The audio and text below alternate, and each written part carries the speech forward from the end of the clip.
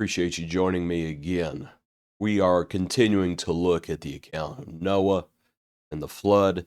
The hymn that we're going to look at today is the hymn, Count Your Blessings.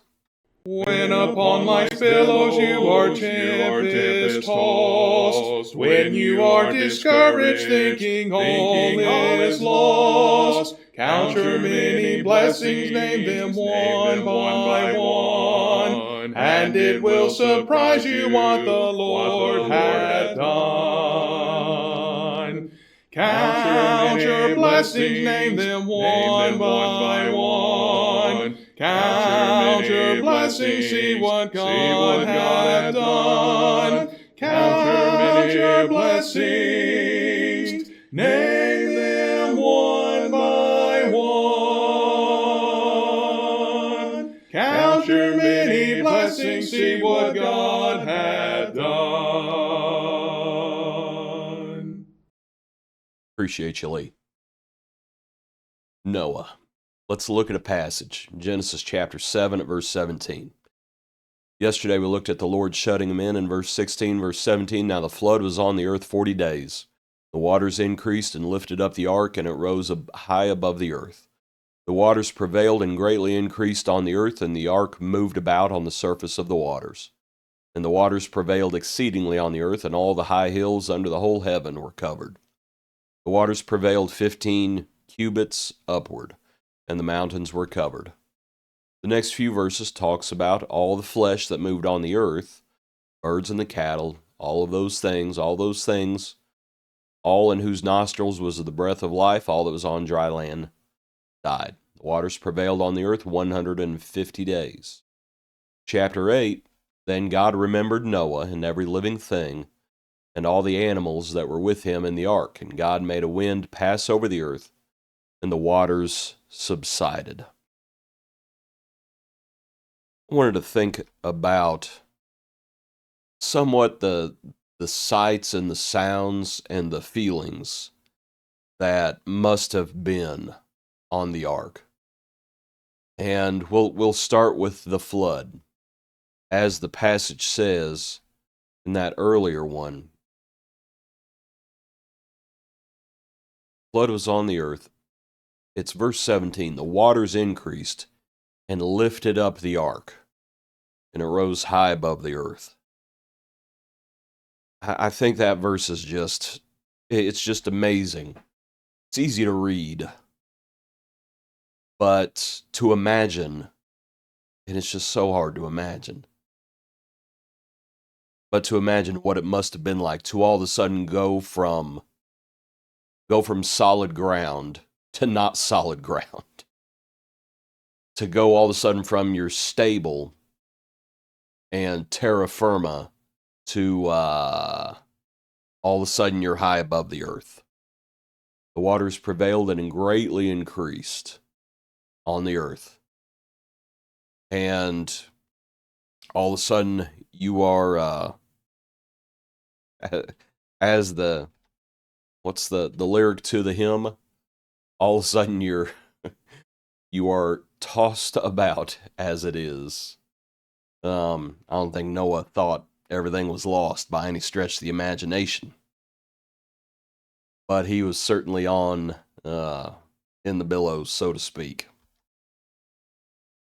But to just think about the ark moving and all of a sudden being unstuck from the earth as dry ground became mud, and all of a sudden the ark lifts up and goes mobile.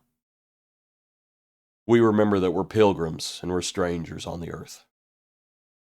And we cannot and should not be afraid to move in that sense, not spiritually speaking. Spiritually speaking, we have the Bible. Spiritually speaking, we are not to be like children tossed to and fro about by every wind of doctrine. Spiritually speaking, we're stable. But this world is not our home. And when that ark disembarked, and Noah, he's a pilgrim. The world was behind him. And so we think about the flood. The second passage there in chapter 8 talked about how the Lord caused that wind to pass over the earth. How did it phrase it? I think it's, God made a wind pass over the earth and the waters subsided. When a windstorm comes to where you live, and it starts blowing 40 or 50 or 60 miles an hour, what does it sound like in your home? What does it sound like? I'm not a big fan of windstorms. The sound to me is terrifying. Maybe it is to you as well. How severe do you think that wind that the Lord caused to pass over the earth, that caused the waters of the flood to reside? How strong do you think that wind was? You think it was just a little gale? You think it was just a little 30 or 40 miles per hour? Now, my point is, how loud do you think that must have been in the ark when that wind cranked up? But you know, and you don't know, the Lord gave us the details that He wanted to give us. It's good to think on these things and to meditate on these things. Have to be careful not to take it too far, but to just make this point, did Noah realize what was happening when the rain stops and all of a sudden you have this great wind happening, this wind passing over the earth?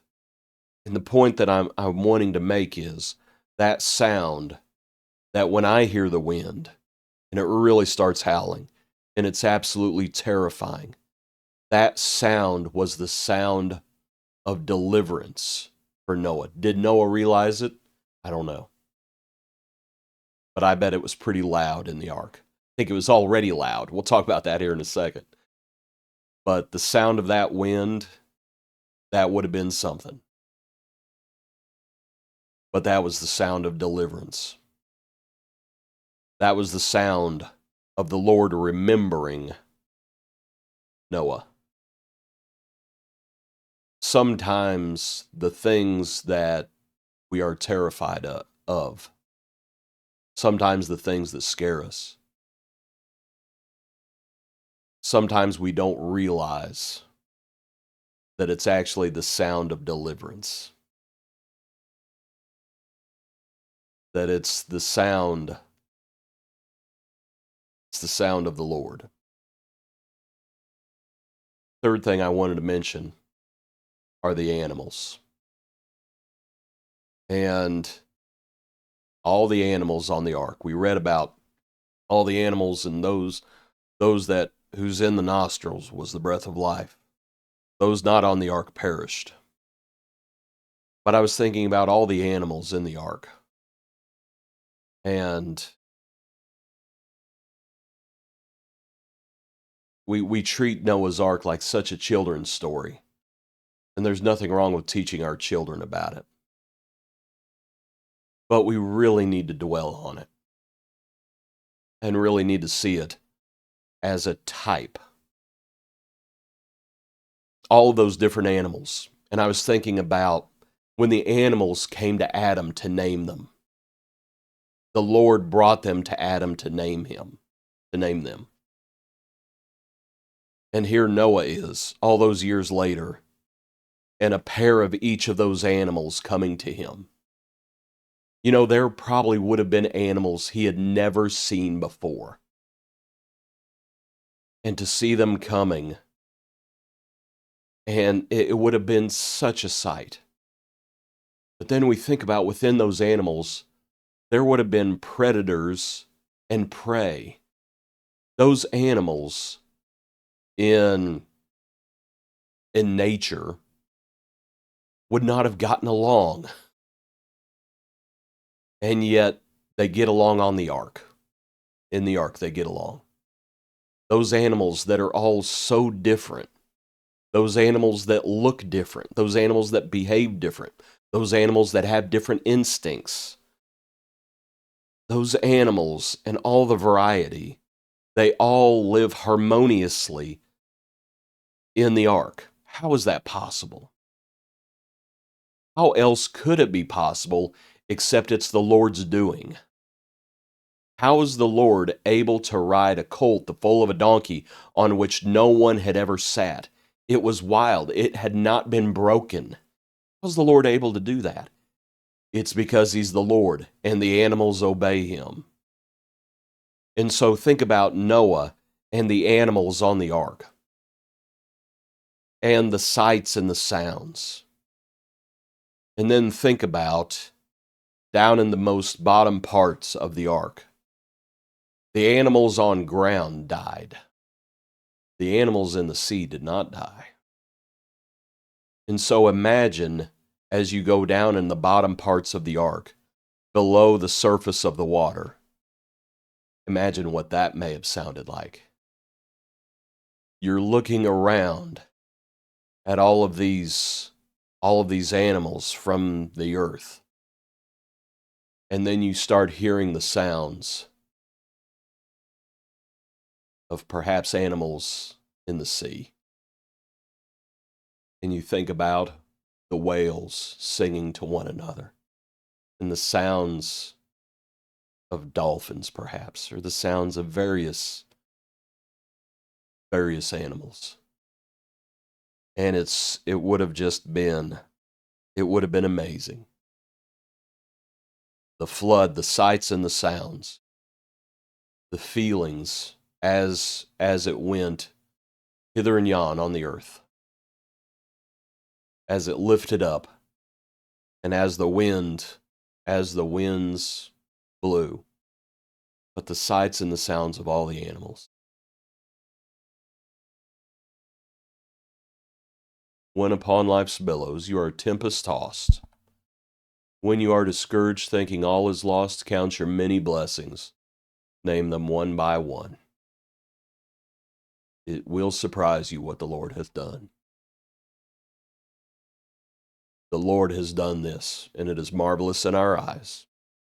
We are pilgrims and sojourners, and as we look around us, we are mindful of the Lord. Mindful of the Lord, and we are thankful for our place in the grand scheme of things. Appreciate you. Hope this has been helpful. Have a good day. Join us tomorrow for another portion of our daily praise.